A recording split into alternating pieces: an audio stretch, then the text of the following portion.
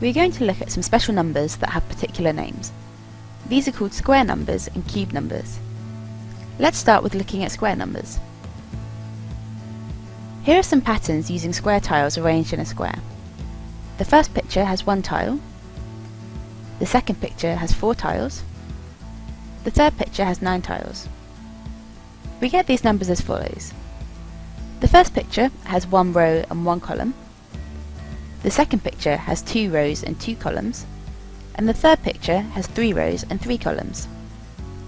We can see that 1 times 1 equals 1. 2 times 2 equals 4. And 3 times 3 gives us 9.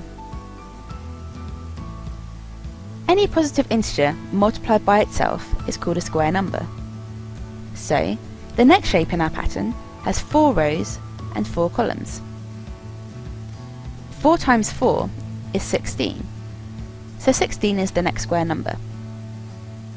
As this continues, we find that 5 times 5 equals 25,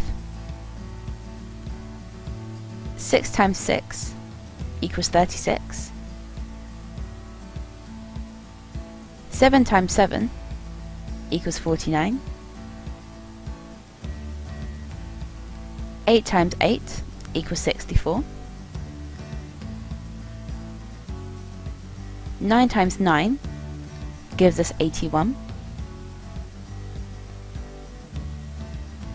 and 10 times 10 equals 100. So, we have now obtained all of the square numbers up to 100. Here is a list of the square numbers.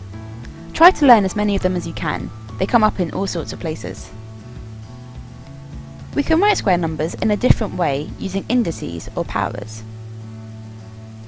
1 times 1 is written as 1 squared, or 1 to the power of 2.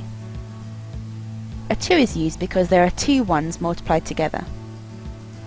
We can repeat this all the way down to 10 squared.